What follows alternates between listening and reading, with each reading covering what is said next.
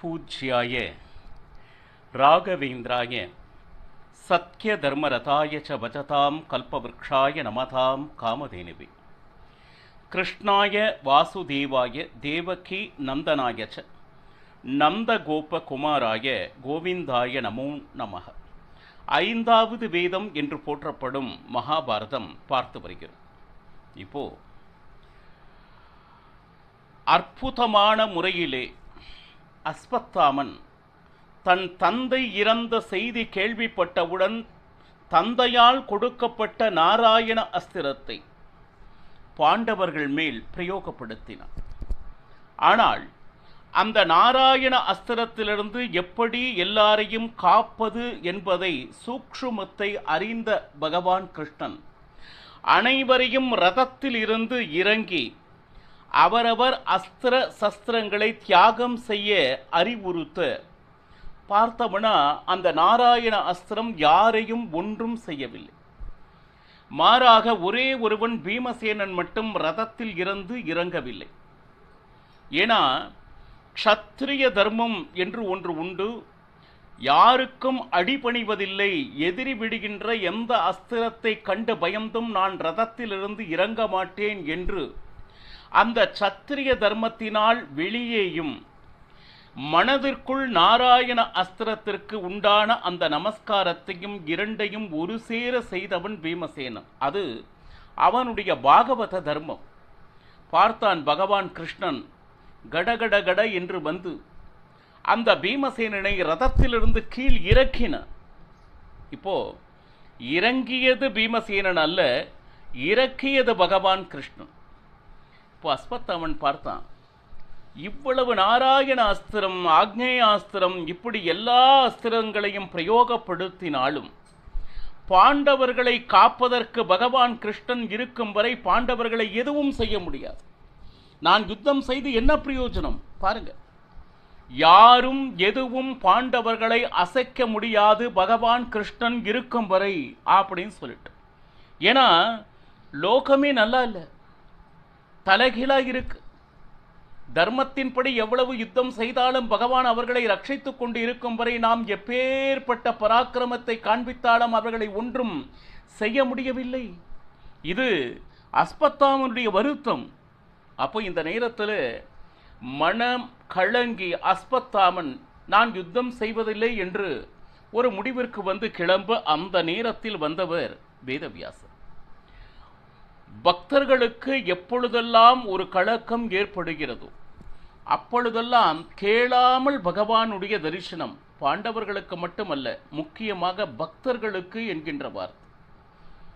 இப்போ அஸ்வத்தாமன் சாமானியமன் அல்ல, சாக்ஷாத் ருத்ரதேவரே அஸ்வத்தாமனாக அவதாரம் செய்திருந்தார்.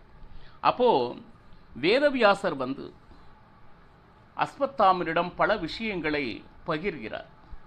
அஸ்வத்தாமா, ஏன் இந்த மனக்கலக்கு? நீ சாமானியன் அல்ல, சாக்ஷாத் ருத்ரதேவரே அஸ்வத்தாமனாக நீயாக அவதாரம் செய்திருக்கிறாய் என்பதை மறந்துவிட்டாய. நீ சம்ஹாரக மூர்த்தி, சரி, ஆனால் இப்பொழுது எந்த அஸ்திரத்தை விட்டாலும் அவர்களை அழிக்க முடியவில்லை என்று மனம் கலங்கி இருக்கிறாயே, அதற்கு காரணமே நீதான். இப்போ இந்த இடத்துல ருத்ரதேவருடைய பராக்கிரமத்தை அதிகமாக எடுத்து சொல்லி அஸ்வத்தாமனுக்கு நம்பிக்கை ஊட்ட வேண்டும் என்பது வேதவியாசருடைய எண்ணம். இந்த இடத்தில் ஒரு சிறிய நிகழ்ச்சியை பகிர்ந்து கொள்கிறார். இதை படிக்கும் பொழுது எப்படின்னா ரொம்ப ஜாக்கிரதையாக மகாபாரதத்தை படிக்க வேண்டும் என்று மகாபாரதமே எச்சரிக்கிறது. ஏன்னா சில சமயத்தில் ஒருவருடைய மனதை தைரியப்படுத்துவதற்காக சில விஷயங்கள் நாம் சொல்வோம். அஸ்வத்தாமா, நீ பார்த்து கொண்டிருக்கக்கூடிய பகவான் கிருஷ்ணனும் அர்ஜுனனும் சாமானியமானவர்கள் அல்ல. நாராயண ரிஷியாக அவதரித்த பொழுது சரி, யமதர்மனுடைய மகனாக நர நாராயணர்களே அந்த அர்ஜுனன் பகவான் கிருஷ்ணன், சரி, அவர் ருத்ரதேவரை குறித்து இவா ரெண்டு பேரும் தபஸ் செய்தாங்க. அதனால ருத்ரதேவன் சந்தோஷப்பட்டு இந்த உலகத்தில் யாராலும் உங்களை என்ன சொல்லுது வெல்ல முடியாது.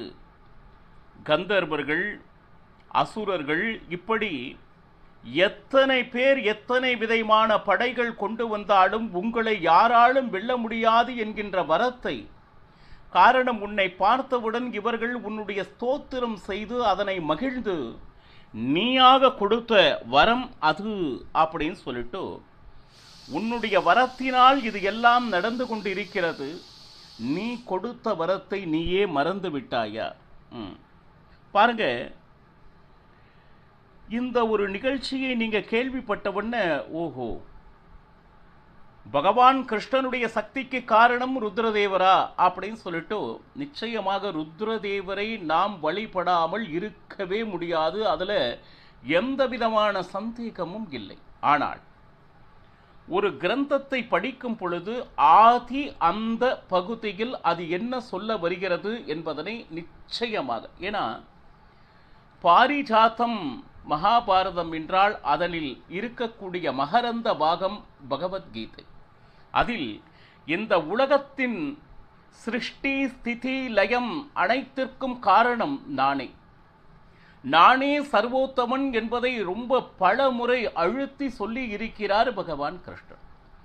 அப்போ அந்த வார்த்தை சரியா இந்த வார்த்தை சரியா என்றால், இந்த நேரத்தில் சிவனுடைய ஆராதனை ஒவ்வொருவரும் செய்ய வேண்டும். அவருக்கு உள் இருந்தும் பகவான் கிருஷ்ணன் இருந்து கொண்டு இந்த சக்தியை அவருக்கு வழங்கி இருக்கிறார் என்பதனை மறவாமல் இருக்க வேண்டும் அப்படின்னு சொல்லிட்டு. ஏன்னா பஞ்சபூதம் என்று சொல்கின்ற அக்னி, வாயு, இப்படி எத்தனை விஷயங்களால் எத்தனை எதிரிகள் எதிர்த்து நின்றாலும் நரநாராயணரை இந்த உலகத்தில் யாராலும் வெல்ல முடியாது என்பது சிவனுடைய வரமாக இருந்தது. இப்போ இந்த இடத்துல பாருங்க, நன்றாக எல்லா தேவதைகளும் ஆசிரியத்து இருப்பது யார் அப்படின்னா ருத்ரதேவரை. எல்லா தேவதைகளும் ஆசிரியத்து இருப்பது ருத்ரதேவரை. ருத்ரதேவர் ஆசிரியத்து இருப்பது பிரம்மதேவரை. பிரம்மதேவன் ஆசிரியத்து இருப்பது சாக்ஷாத் ஸ்ரீமன் நாராயணன். இப்படி ஒரு வழி வழியாக ஒரு தாரதமியம் என்கின்ற ஞானத்தை மகாபாரதம் நமக்கு தருகிறது. இப்போ இதில் பார்த்தீங்கன்னா, ஒருவருக்கு நாம் நமஸ்காரம் செய்கிறோம் என்றால் அவருக்கு செய்கின்ற நமஸ்காரம் என்று நாம் சொல்ல நினைக்கக்கூடாது. அவருக்குள் இருக்கக்கூடிய பகவானுக்கு செய்கின்ற நமஸ்காரம் என்று நாம் நினைக்க வேண்டும். இதெல்லாம் எப்படின்னா, ஒவ்வொருவருக்கு உள்ளும் அந்த இறைவன் இருந்து அவனை இயக்குவதால் இந்த உலகம், அந்த ஜீவர்கள் நடமாடிக் கொண்டிருக்கிறார்கள். அப்போ இதையெல்லாம் அஸ்வத்தாமனுக்கு புரிய வைத்து வேதவியாசர் அங்கிருந்து அந்த இனிமேல் யுத்தம் செய்ய மாட்டேன் என்கின்ற அந்த நிலையெல்லாம் கடந்த பின்னாடி அஸ்வத்தாமன் தெளிவான ஒரு மனத்தோடு இருந்தான். இந்த நேரத்தில் வேதவியாசர் மறைந்தார். இப்போ இந்த இடத்துல அர்ஜுனன் திடீரென பார்த்தா யாரோ ஒருத்தர் தன்னை கடந்து போன மாதிரி பார்த்தா, யாரது யாரது இப்போ என்னால் பார்க்க முடியலையே, யாரது அப்படின்னு சொல்லிட்டு, நான் சென்றதை நன்றாக பார்த்தேன், என்னை கடந்து ஒருவர் சென்றார் சென்றார் அப்படின்னு சொல்லிட்டு அர்ஜுனன் புலம்பிக் கொண்டிருக்க, கிருஷ்ணா சில நொடி பொழுதில் என்னை ஒருவர் கடந்து சென்றார், யாரது யாரது அப்படின்னு சொல்லிட்டு பார்த்தோம்னா கிருஷ்ணன் சொல்றான், அர்ஜுனா சாக்ஷாத் ருத்ரதேவரே இப்பொழுது உன்னை கடந்து சென்றது. அப்போ ருத்ரதேவனுடைய ஆராதனை செய், அவனுடைய அனுகிரகம் நிச்சயமாக உனக்கு வேண்டும். இது பகவான் கிருஷ்ணனுடைய வார்த்தை. ருத்ரதேவர் ஆராதனையை செய்ய சொல்லி சொல்வது யாருன்னா பகவான் கிருஷ்ணன் அர்ஜுனனுக்கு. உடனே அந்த ருத்ரதேவனுடைய ஆராதனையையும் அர்ஜுனன் செய்தான். இப்படி 15வது தினத்தினுடைய யுத்தம் ஒருவாறு முடிந்தது.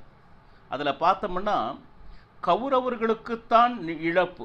ஏன்னா மிகவும் பலமாக நம்பிக்கையாக இருந்த துரோணாச்சாரியாரை இழந்திருக்கின்றனர் கௌரவர்கள். இப்போ அடுத்த நாள் போருக்கு யார் சேனாதிபதி அப்படின்னு சொல்லிட்டு ஒரு சபை கூடியது கௌரவர்கள் பக்கம். அப்போ அஸ்வத்தாமன் ஒரு விதமான ஒரு அற்புதமான கருத்துக்களை சொல்றான். ஒரு யுத்தத்திலே மட்டும் இல்லாமல் எந்த ஒரு காரியம் செய்வதற்கும் 4 விஷயங்கள் ஒன்று கூடிய பொழுதுதான் அவர்களுக்கு ஜெயம் என்பது உண்டாகிறது. இது யுத்தத்திற்கு மட்டும் தேவையானது அல்ல, நம் ஒவ்வொருவருடைய வாழ்க்கைக்கும் தேவையானது. முதலில் தேவைப்படுவது என்று என்ன என்றால் ராகம். ராகம் என்றால் பிரீத்தி. பிரீத்தி என்றால் எந்த காரியம் நாம் செய்தாலும் அதை விரும்பி செய்ய வேண்டும். படிப்பதாக இருந்தாலும், வேலை பார்ப்பதாக இருந்தாலும், குடும்பத்தை நடத்துவதாக இருந்தாலும், யுத்தமே செய்வதாக இருந்தாலும், அந்த காரியத்தை நிச்சயமாக ஒருவன் விரும்பி செய்ய வேண்டும்.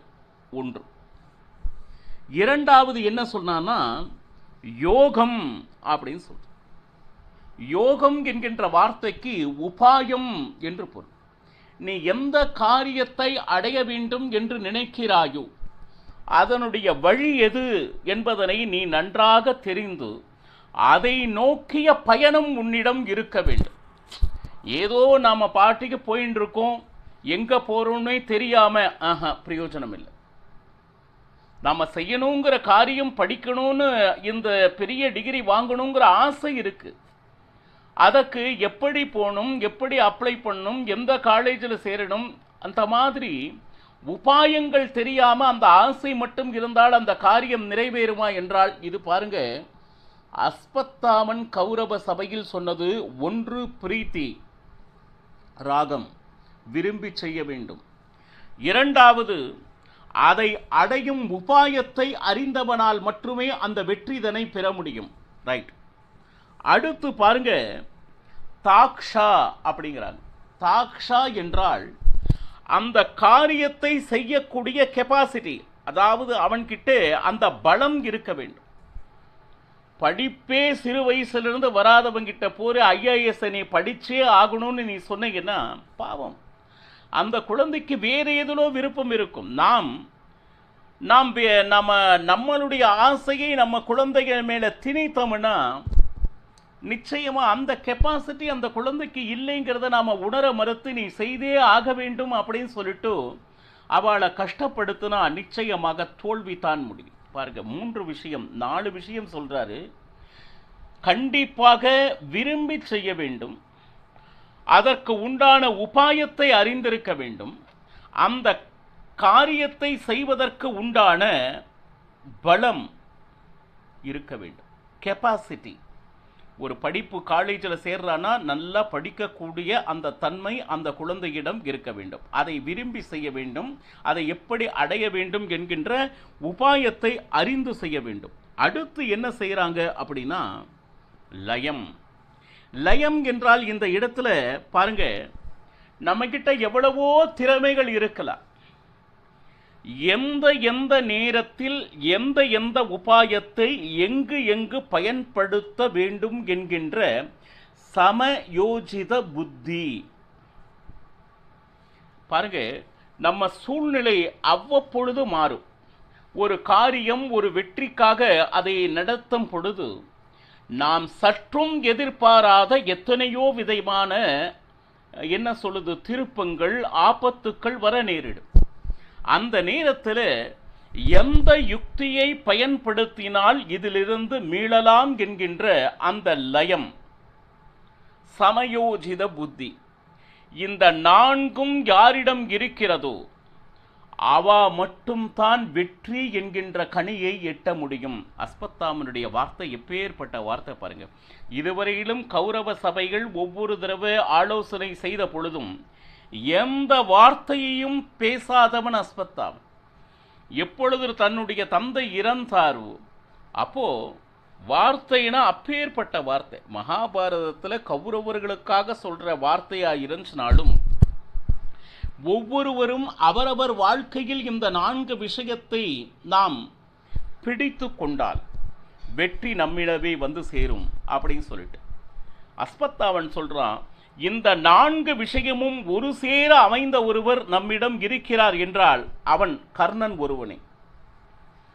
கர்ணனை சேனாதிபதி ஆக்கு என்று அஸ்வத்தாமன் பரிந்துரைக்க அதை கேட்டு மகிழ்ந்தான் துரியோதனன்.